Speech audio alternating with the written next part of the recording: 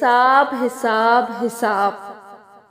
ارے نہیں نہیں، آپ نہ گھبرائیں، میں آپ سے کوئی حساب نہیں لے رہی، بلکہ میں اس حساب کی بات کر رہی ہوں جس کا نام سن کر اچھے اچھوں کو پسینہ آ جاتا ہے، راتوں کی نیندیں اڑ جاتی ہیں، دل و دماغ بے چین ہو جاتا ہے، سر چکرانے لگتا ہے اور دنیا الٹ پلٹ ہو کر رہ جاتی ہے۔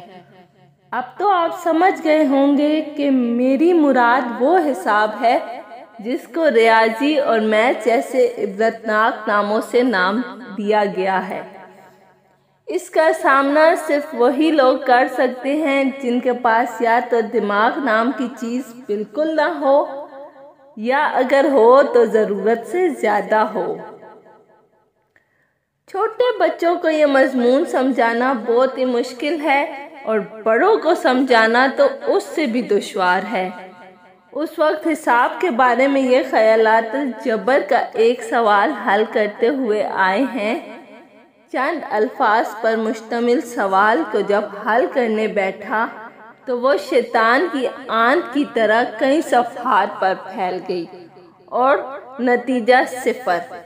بے اختیار جی چاہا کہ سر پیٹ لوں یا ریاضی کی کتاب کو کئی صندوقوں میں بند کر کے کسی بھاری پتھر کے ساتھ باندھ کر ندی یا دریا میں پھینکوں، مگر پھر آبی مخلوق کا خیال کر کے رک گئی کہ آخر انہوں نے ریاضی ایجاد نہیں کی تو پھر وہ پڑھیں کیوں۔ اگر کبھی میں اپنی زندگی پر نظر ڈالوں تو معلوم ہوگا کہ ریاضی کو نکالنے کے بعد تو کوئی غم باقی ہی نہیں رہتا۔ کبھی سوچتی ہوں کہ ارد گرد جو بہت سے لوگ خوش و خرم ہیں، ان کا کبھی ریاضی سے واسطہ کیوں نہیں پڑا۔ ایک مرتبہ سوال حل کر رہی تھی کہ اگر اتنی خواتین اتنے دنوں میں گندم کاٹ لیتی ہیں تو کتنی خواتین کتنے دنوں میں وہی گندم کاٹیں گی۔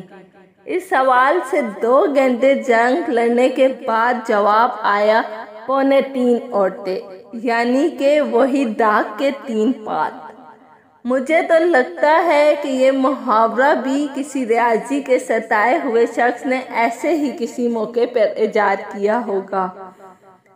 ایک مرتبہ ایک صاحب نے مجھے اپنی دوسری جماعت کے لڑکے کو ریاضی پڑھانے کا کہا۔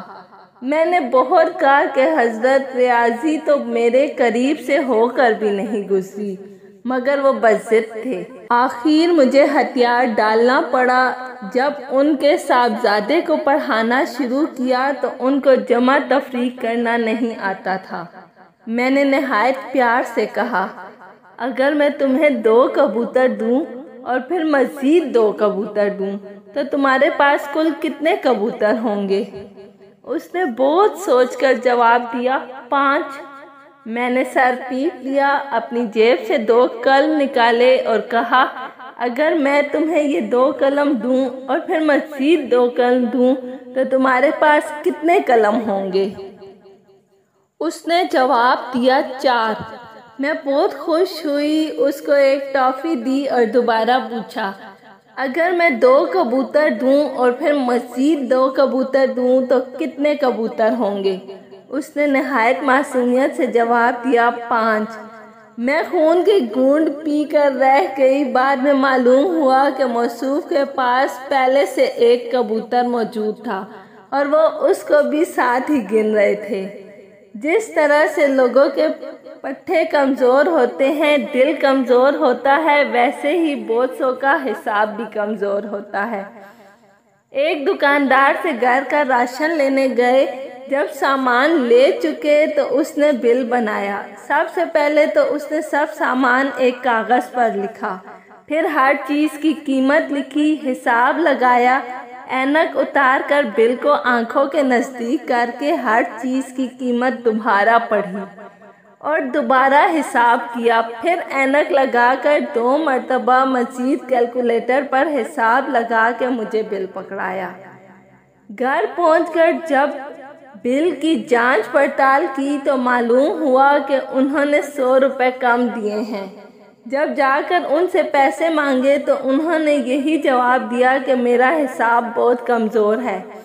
اتنے میں اذان ہوئی تو یہی خیال آیا کہ انسان جتنی بھی احتیاط کرے اس سے حساب میں غلطی ہو سکتی ہے، مگر اللہ عز و جل کے حساب میں کبھی غلطی نہیں ہو سکتی۔ اس کا حساب زبردست ہے، ہر کوئی اس کے آگے اپنا سر تسلیم خم کرتا ہے، اور روز قیامت انسان کا حساب بالکل درست لگایا جائے گا۔